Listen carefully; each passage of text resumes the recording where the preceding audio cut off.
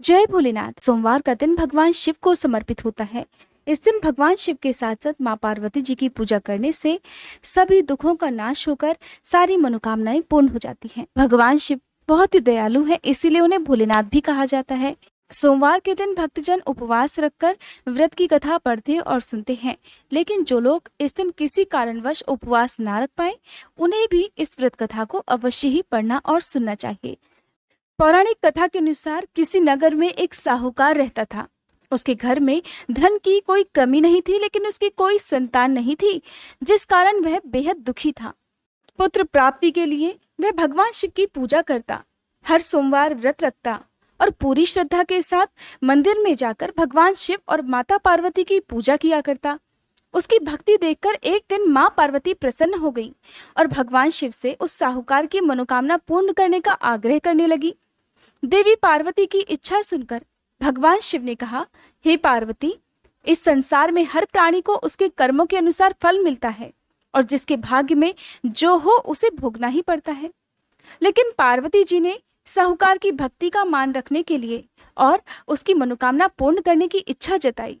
माता पार्वती के आग्रह पर भगवान शिव ने साहूकार को पुत्र प्राप्ति का वरदान तो दिया, लेकिन साथ ही ये भी कहा कि उसके बालक की आयु केवल 12 वर्ष होगी।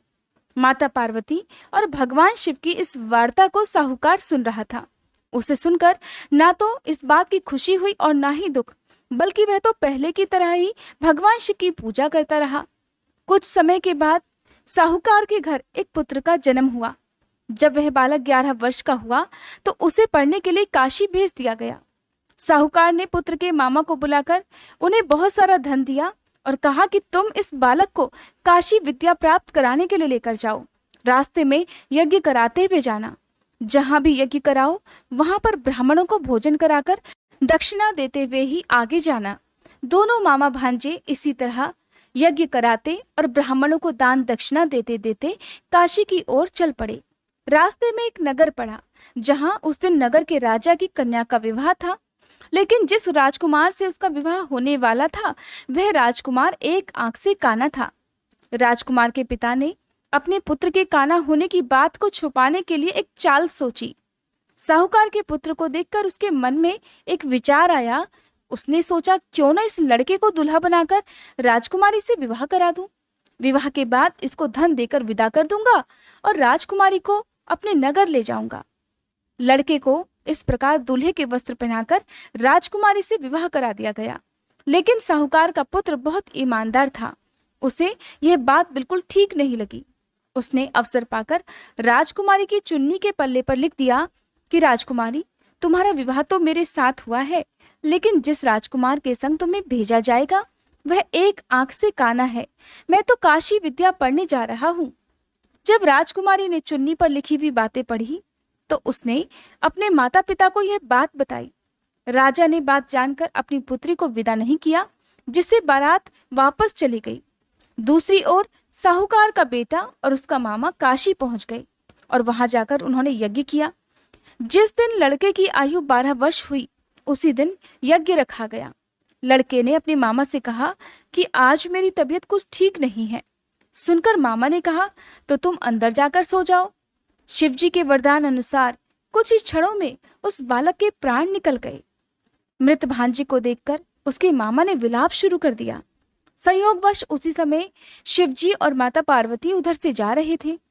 पार्वती जी ने भगवान शिव से कहा कि प्राणनाथ, मुझे इसके रोने का स्वर सहन नहीं हो रहा। आप कृपया इस व्यक्ति के कष्ट को अवश्य दूर कीजिए। जब शिवजी मृत बालक के समीप गए तो वह बोले कि देवी, ये तो उसी साहूकार का पुत्र है जिसे मैंने 12 वर्ष की आयु का वरदान दिया था। अब इसकी आयु पूरी हो चुकी है। सुनकर देवी पार्वती के मन में ममता जाग उठी। देवी पार्वती कहने लगी, हे महादेव, आप इस बालक को और आयु देने की कृपा कीजिए, नहीं तो इसके वियोग में इसके माता पिता भी तड़प तड़प कर मर जाएंगे। माता पार्वती के आग्रह पर भगवान शिव ने उस लड़के को जीवित होने का वरदान दे दिया। शिव जी की कृपा से वह लड़का जीवित हो गया। शिक्षा समाप्त कर लड़का अपने मामा के साथ वापस नगर की ओर चल दिया। दोनों चलते चलते उसी नगर में जा पहुंचे जहां कभी उसका विवाह हुआ था। उस नगर में भी उन्होंने यज्ञ का आयोजन किया। उस लड़के के ससुर ने उसे पहचान लिया और महल में ले जाकर उसकी खूब आवभगत की और अपनी पुत्री को धूमधाम से विदा कर दिया। इधर भूखे प्यासे रहकर साहूकार और उसकी पत्नी अपने बेटे के आने की प्रतीक्षा कर रहे थे। उन्होंने निश्चय कर रखा था कि अगर उन्हें अपने बेटे की मृत्यु का समाचार मिला तो वे भी प्राण त्याग देंगे, परंतु अपने बेटे के जीवित होने का समाचार पाकर वे बेहद प्रसन्न हुए। उसी रात भगवान शिव ने व्यापारी के स्वप्न में आकर कहा, हे श्रेष्ठी, मैंने तेरे सोमवार के व्रत करने और व्रत कथा सुनने से प्रसन्न होकर तेरे पुत्र को लंबी आयु प्रदान की है। इस प्रकार जो कोई सोमवार व्रत करता है या कथा सुनता और पढ़ता है, उसके सभी दुख महादेव की कृपा से दूर हो जाते हैं और समस्त मनोकामनाएं भी पूर्ण हो जाती हैं। प्रेम से बोलिए भोले शंकर भगवान की जय, माता पार्वती की जय। इस दिन पूरे शिव परिवार की पूजा करनी चाहिए। भगवान शिव की पूजा का सबसे विशेष समय होता है प्रदोष काल का समय, जो कि सूर्यास्त से 45 मिनट पहले और 45 मिनट बाद का माना जाता है।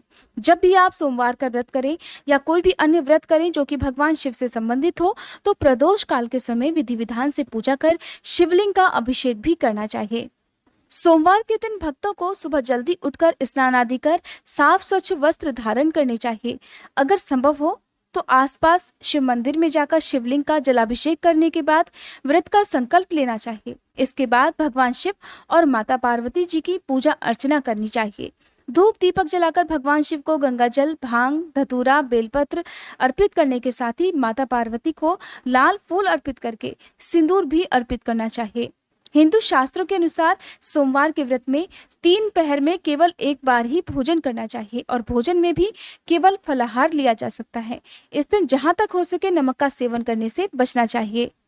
सोमवार के व्रत में भगवान शिव की पूजा की जाती है और इस दिन व्रत करने से भगवान शिव प्रसन्न होकर अपने भक्तों की झोलियां खुशियों से भर देते हैं। लेकिन शिव जी की पूजा में भूलकर भी कुछ गलतियां नहीं करनी चाहिए। जैसे कि शिव जी की पूजा में दूध से जलाभिषेक किया जाता है, तो ध्यान रखना है कि गलती से भी तांबे के लोटे में दूध ना डालें। तांबे के बर्तन में दूध डालने से दूध संक्रमित हो जाता है और वो चढ़ाने योग्य नहीं रहता।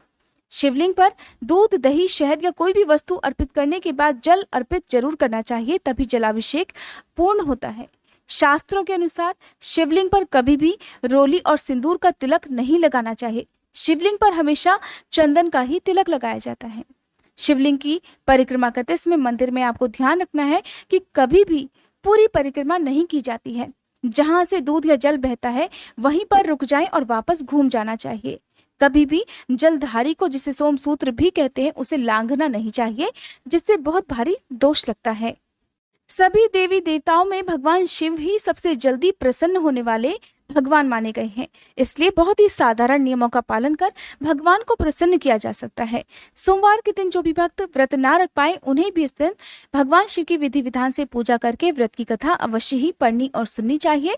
इसके अलावा आज के दिन अपनी सामर्थ्य के अनुसार कुछ न कुछ दान जरूर देना चाहिए। पहली बार व्रत प्रारंभ करने वाले भक्तों को पहले व्रत में कितनी संख्या में आपको ये व्रत रखने हैं, उन संख्याओं का संकल्प लेना चाहिए और निश्चित संख्याएं पूरी होने के बाद व्रतों का उद्यापन किया जाता है, तभी ये व्रत पूर्ण माने जाते हैं। हर सोमवार को जब भी आप व्रत रखते हैं तो व्रत का संकल्प जरूर लेना चाहिए। अपना नाम, अपने कुल, अपने गोत्र का नाम लेकर जिस महीने के जिस पक्ष का, यानी कि कृष्ण पक्ष या शुक्ल पक्ष का आप व्रत रख रहे हैं, उस पक्ष का नाम भी आपको उस महीने के साथ में लेकर ही संकल्प लेना चाहिए। दान की जाने वाली वस्तुओं में आप अन्न, धन या फिर वस्त्रों का दान कर सकते हैं। इसके अलावा धार्मिक पुस्तकों का दान भी इस दिन किया जा सकता है। उद्यापन वाले दिन आपको सोमवार व्रत कथा की जो किताब आती है उसका दान भी करना चाहिए और आप मंदिर में भी इन किताबों का दान कर सकते हैं। ये थी आज की वीडियो। उम्मीद करती हूँ ये कथा, ये जानकारी आपको पसंद आई होगी।